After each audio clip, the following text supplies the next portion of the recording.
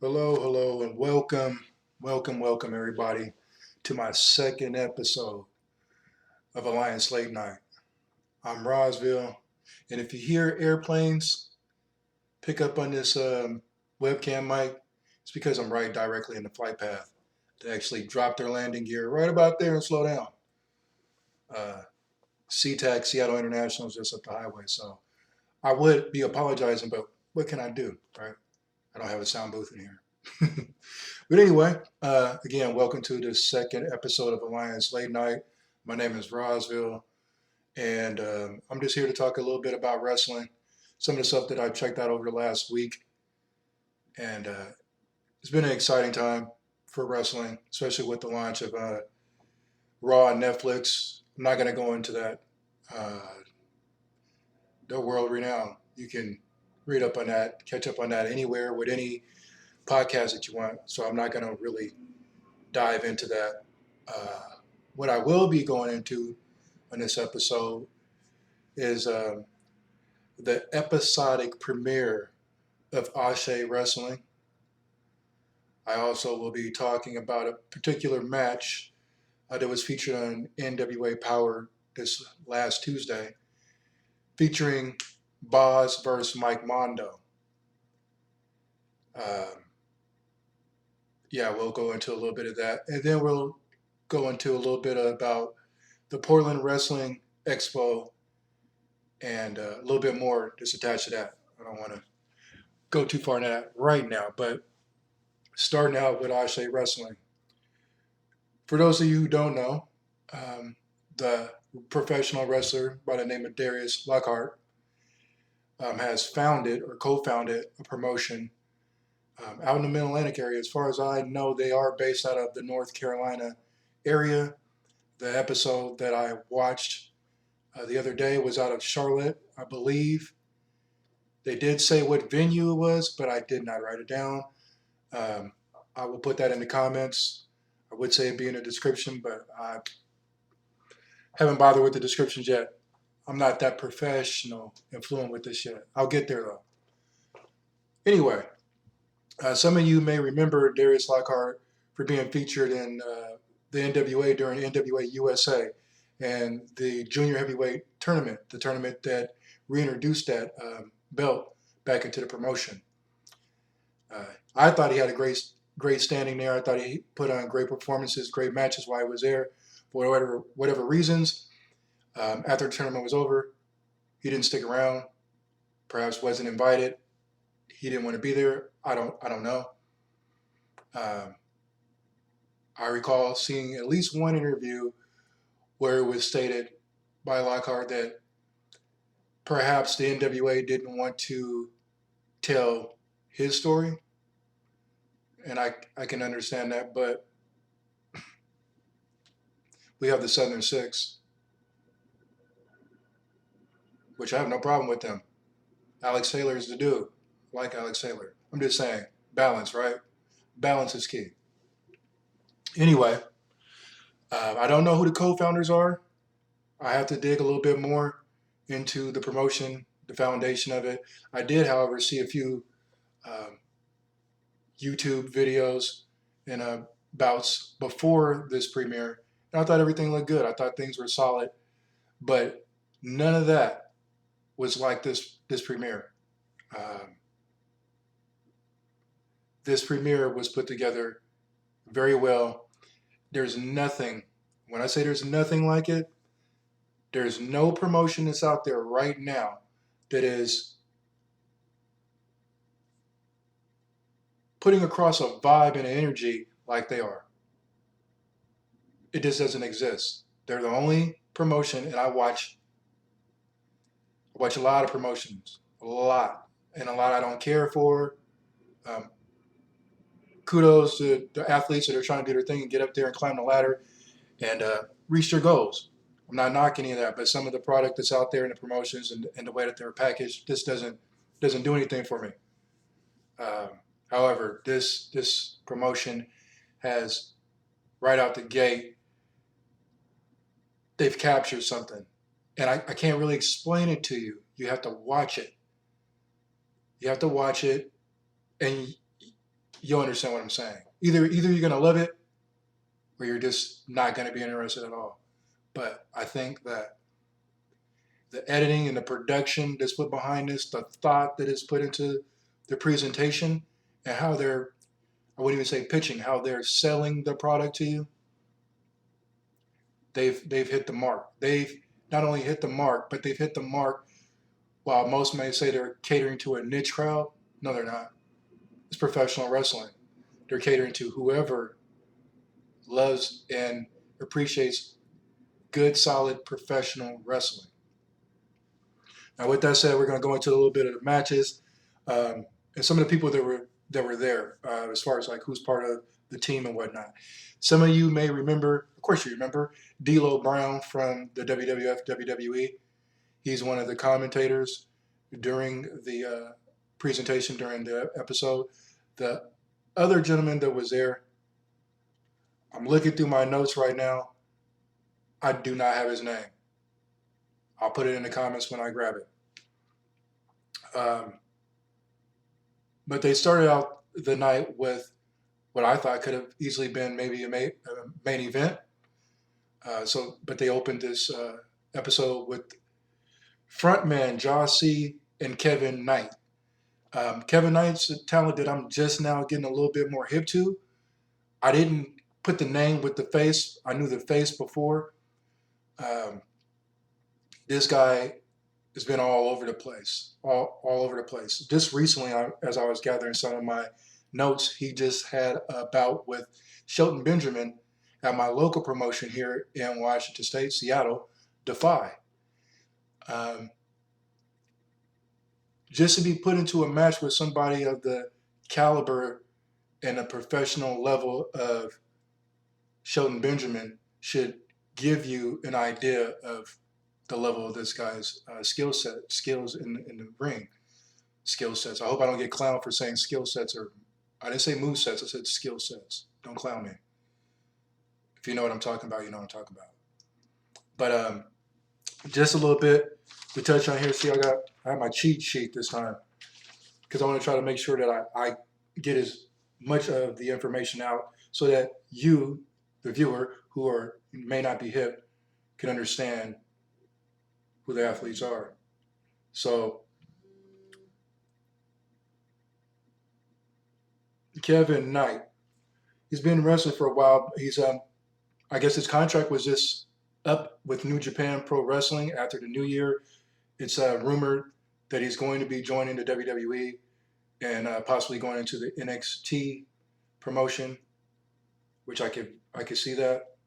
I've been seeing some comments online, and it looks like that's where he's headed. So that's great. He is one half of the New Japan Pro Wrestling IWGP Junior Heavyweight Tag Team Champions. He's been making appearances all over the place. Major League Wrestling, Game Changer Wrestling, Maple Leaf, TNA, AEW Dark Elevation. I may be wrong. This AEW's main show, maybe the main show, and Ring of Honor. And again, like I said, it's rumored that he's going to be signing with the WWE here shortly and making his appearance in the WWE. Which who doesn't want to be there, right? It's the big show. It's big money. It's a big show. So congratulations to him. Just to give a little bit of background. His opponent was Ase, and Ase is also a well-traveled veteran. I did some digging on him because I didn't know any of his backstory. And he's been wrestling at least since 2017, and he's been making his rounds as well.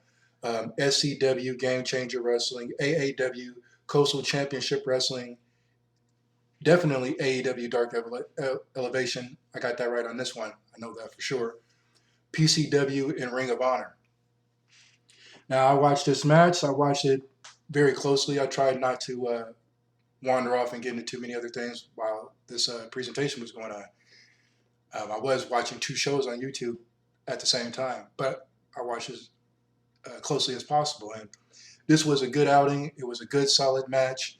There was some good, solid mat technical skills going on and being displayed, as well as some high-flying,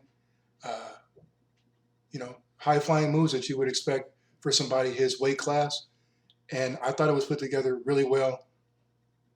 The believability of what I was saying in the ring was there. I didn't see a lot of overdone acrobats. Now, some of you may be saying, what's overdone? That's for you to decide. But for me, for every 3 flips, give me 2 ground and pounds. Give me some hip tosses. Give me some body slams, some big legs, some elbows. Some of the things that we're accustomed to from traditional professional wrestling, much like what you would see in classic NWA. That's what I prefer. That's what I like. That might not be for you, but that's what I like. I don't want to give away the ending just in case you haven't watched the premiere of their episodic launch. Episodic seems to be a word traveling around the professional wrestling industry these days. The more you know, right? But if you haven't seen it, definitely go give this match a watch. It set the tone for the night, definitely. Again, the venue was nice.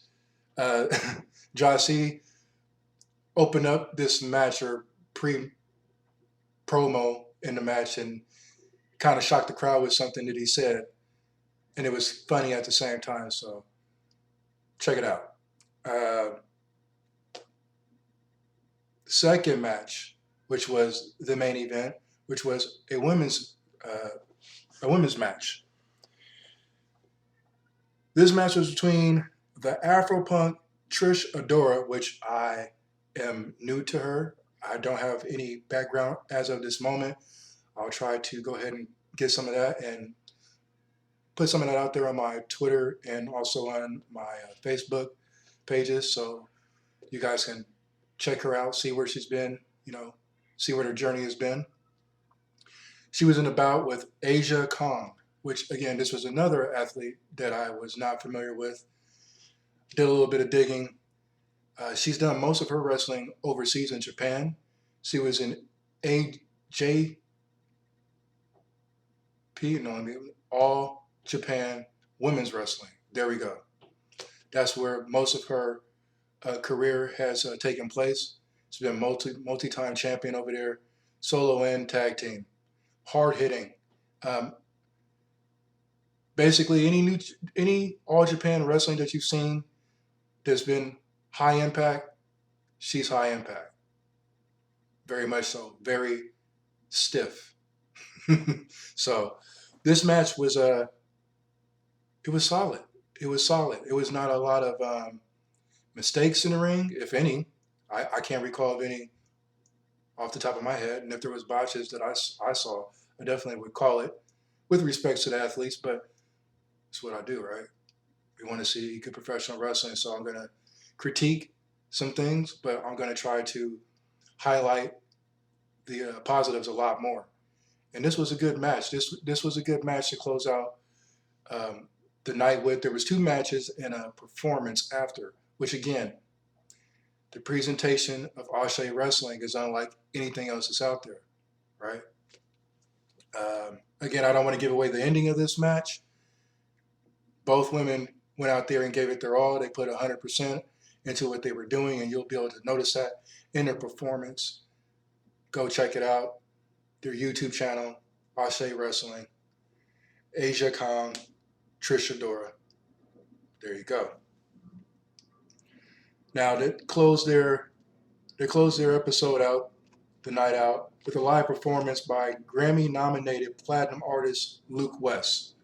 Not familiar with Luke West. Doesn't matter. He was solid. When he grabbed the mic and started spitting, you can understand why he's been Grammy-nominated. Hip-hop artist. Not a rap artist. Not a drill music artist. Not trap music. Hip-hop. Very, very talented. Solid on the mic. Good music. I can understand what he was saying. Every word of what he was saying. The crowd was into it. Again, his performance just helped carry the whole energy and vibe of the whole presentation throughout the whole night. It's different in the aspect of where most wrestling shows as far as the soundtrack that goes along with most promotions, oftentimes electronic or rock, sometimes country. This is different. There was a neo soul R&B energy going on here, which I would say the two have never been really put together before. But if you go back and you look at Mid Atlantic NWA, the intro music, that was pretty funky back then, right? But these guys are doing a better job at it. This is leaps and bounds better than that. And the empowering messaging that was put into the presentation throughout the night, it just it was beautiful to see. It was beautiful to see. Uh, Black owned wrestling promotion. I'm looking forward to more. Looking forward to more. Moving on with my cheat sheet. NWA. NWA. The National Wrestling Alliance. The granddaddy of them all. There was a match that I guess was kind of being billed as almost like a tryout, or yeah, like a tryout. Let's see what you got. And this bout was between Boz, who's made appearances in NWA JCP, and I thought that his appearances there were pretty solid. I don't recall if he was on the winning end of those matches. I don't think so, but nonetheless, solid performer. Solid performer. Um, Kind of reminds me of the old school NWA. Where guys went in there and they may not be bodybuilder status, but what they do in the ring is believable, win, lose, or draw. So I give Boz props. His opponent was a guy by the name of Mike Mondo.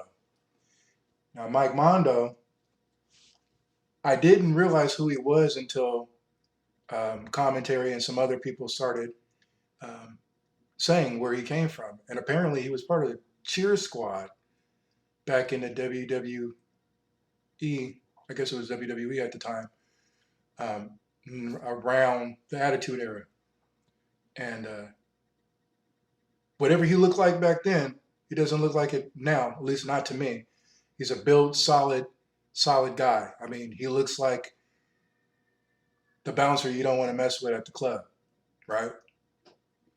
Again, the commentary built this as almost like a tryout for Mike Mondo. And just seeing them on the promotional card, it looked like, okay, here we go, NWA. And it didn't disappoint. This match did not disappoint. It was traditional, in the ring, hard hitting, moderately paced, not sloppy, staying in their areas of expertise, which took away from the chance of mistakes happening during the match. The selling was good. It's what we as fans have been telling and saying to the NWA we want to see. Professional wrestling as it's meant to be, as you say. This was it. More of your matches, NWA, should reflect what we just saw in this match between these two athletes. They didn't do anything crazy. They didn't go out of their way and then discredit the rest of the match by stepping out of their skill set. They stayed within the parameter that they are accustomed to and works for them, their strong suits. A majority of the people that watched NWA along with me agreed that this was a solid match and that more like this needs to happen in the NWA. So if this was a tryout match for Mike Mondo, if I were in charge, you're hired. Furthermore, Boz, you did your job. I would take notice of that when it comes to how you're booked moving forward. If I were in charge, but I'm not. That's not what I do. I sit here and I talk about what I see until I'm not talking about what I see and I'm creating what I see, speaking things into existence. Your own right over your head. You know what I'm saying? So, as much props as I just gave these two athletes, I have to knock something on the flip side of this. And we were talking about this in another chat over on the Alliance blog with Jay Cow and crew, DKM and Jaden. He had a solid performance, both of them. But does it mean just because Mike Mondo came from the big promotion, who knows how many years ago that was? Because that was a while ago. That wasn't a minute ago. That was a while ago. He had this solid performance. We're not taking away from that. But does it mean that he deserves a shot at Mims in the NWA National Heavyweight Championship? No. This is another case of premature booking. I don't really know who's calling the shots, or who, besides Corgan, I don't know who calls any shots. I don't know who Corgan leans on to help him make booking decisions. I don't work for the NWA. I don't have any inside contacts. I don't know any professional wrestlers personally that work there who can send me an email or call me on the phone and say, this is why this happened. So I don't know. But one win in the NWA, one, in a background at the big company, does not warrant a shot at the championship belt. Not any of them. Not the TV, not the national, or the world's. This is not to discredit Mike Mondo. Actually, Mike Mondo, by bringing this up, we're trying to help. We're trying to help you. I'm trying to help you. The fans are trying to help you. When the NWA does this premature booking thing, it kills the talent. It kills the talent. Anything you could build up is going to be ruined, because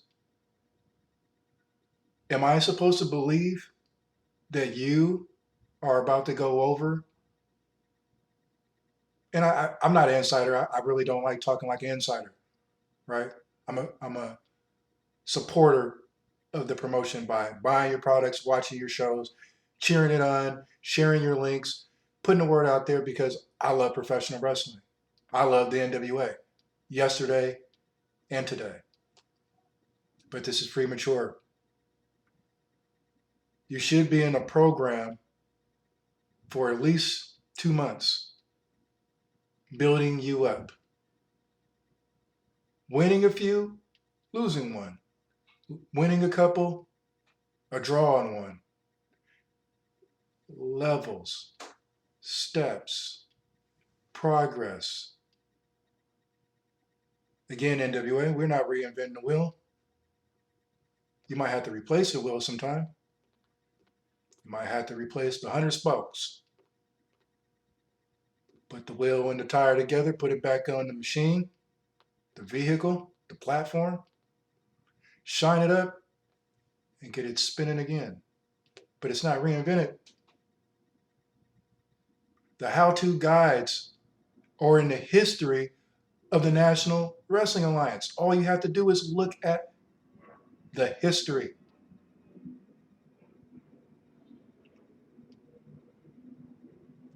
I hope whatever comes out of that match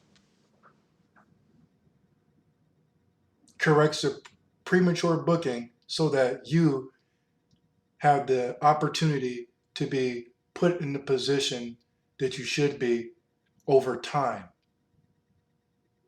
We, the NWA supporters and fans, followers, subscribers, we want to see you there, not for a hot second to make it look like you're going somewhere, and then they send you into a nosedive and you disappear because they booked you wrong.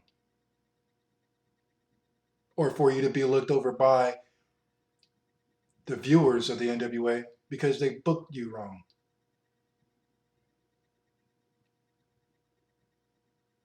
So, again, solid match between Boz and Mike Mondo. It really was. It was a really good match. Refreshing, especially when you've been viewing some of the things that we've been viewing recently. Moving on now. Portland Wrestling Expo happening February 22nd. I don't have the information here all in front of me. You can go to my Facebook, Alliance Late Night, and I have a bunch of their links on my wall for you to check out the specific location and all the legends that are going to be there and the speakers. I can tell you off the top of my head that Rikishi will be there in attendance. One of the huge names that are going to be there is going to be Eric Bischoff. Also, during this expo, Portland Wrestling is going to be discussing their return in 2025. Now, for anybody who's been watching me, you know that I've been like blasting Portland Wrestling is coming back. Portland Wrestling is coming back. When Portland Wrestling was in its original runs, I was a kid, and of course it was in Portland. I'm in Seattle. We did have some of their episodes aired here in Seattle, but from what I can remember, it was kind of irregular. I would see it for a little bit, then it would disappear. So I wasn't always able to keep up with everything, but I saw enough to know that Piper was there and that Billy Jack Haynes was there. Right? I watched enough and knew enough to know those guys were there. They have a history in the National Wrestling Alliance that dates back to the formation of the National Wrestling Alliance in 1948.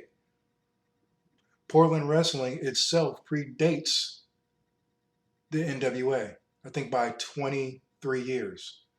They were formed in 1925. I believe the math is on, 23 years difference. I don't know what all the details are going to be as far as what's going to be exposed and shared with the public during the expo, but it's definitely worth checking out if you're in the area. If you're in Seattle and you're looking for something to do, road trip. I'm going to be there. My son's going to be there. Should be a good time. I'm going to be taking a lot of pictures, bringing my camera.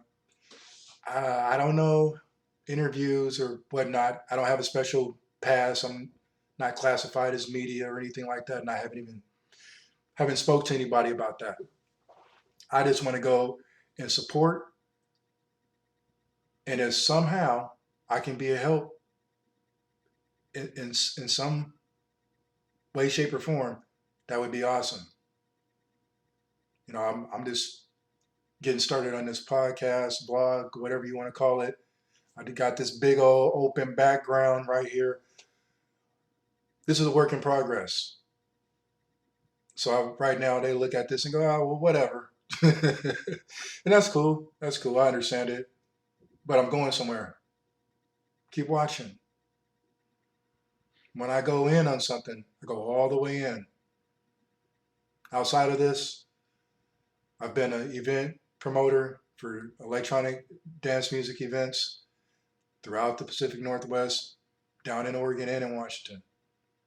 And when I dove into that, it was right into the fire. And I made a pretty good run of it. Now I'm taking that same energy, putting it over here. So not to get off the subject. Again, I'll be there, Portland Wrestling PW Expo, February 22nd. Go check out Portland Wrestling, their page on Facebook as well. You can find all the information there. Captain's Corner is who's been sharing and I believe posted the original event to Facebook. All that'll pop up when you search Portland Wrestling or to go check out Alliance Late Night. I know there's another major event that's happening in Seattle, but I'm not going to say what that event is because I want you guys to go to the Portland Wrestling Expo. And I will be having that belt back there with me when I'm there. No, you can't hold it. You can look at it and you can admire it and you can think to yourself, why doesn't the NWA use this concept? Oh no, I made it for fun. Anyway, I'm at 30 minutes. I'm never going to stick to this time period of 20 to 22 minutes. It's not going to happen. One sec. Since I'm already running overboard,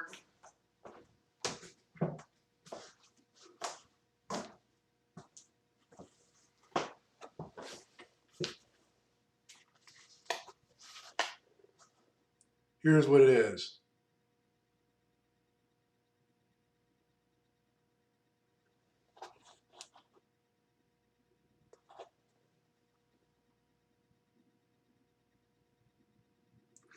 This is actually the WCW Television Championship, the plates. Take a good close look at it. Even the fields with the text, they're all matching from that championship belt. And the paisley background, that comes from the WCW Light Heavyweight Championship that Brian Pillman carried. I merged the two together, used the green in the middle, to symbolize the Pacific Northwest, Evergreen State. Internet champion. Why did I do internet champion? Well, for a period of time, there was a great frustration going on with the NWA Television Championship. Great frustration shared by many. So I stopped griping. I just went and made my own belt.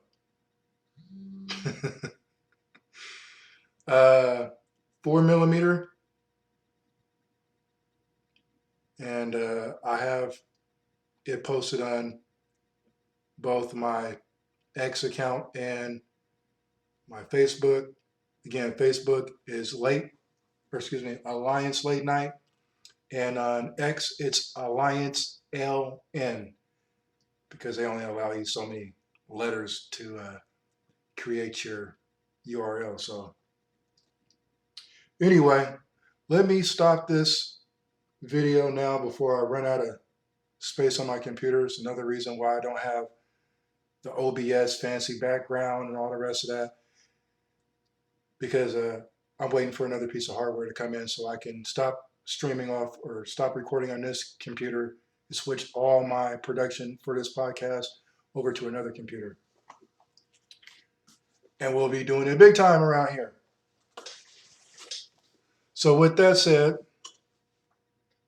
I don't have anything else to say. Keep watching wrestling, I guess. Be patient with the NWA. Check out Ase Wrestling. You won't be disappointed. And see you at the Portland Wrestling Expo, February 22nd. Let's all be there to hear history being made as they announce officially their return. And NWA, I have no say. I'm nobody, right? I'm nobody. NWA Powers that be, Corgan, when this promotion is back up and running, I hope that they're not overlooked. It's one of the original territories to the National Wrestling Alliance. This company alone has more history than all the territories that you're bringing in or have brought in. That's it. I'm good. Got that out. I'm gone. I'll see you guys on the next episode. What will I be talking about? I don't know. I just come up with this stuff on the fly. I watch a little bit of wrestling during the week, try to make some little notes, mental notes, and get on here and give my spiel, do my thing. And this helps me keep my peace and sanity. Because if you haven't noticed outside in the world right now, people are losing it. I'm Roswell. This is Alliance Late Night. I'm gone.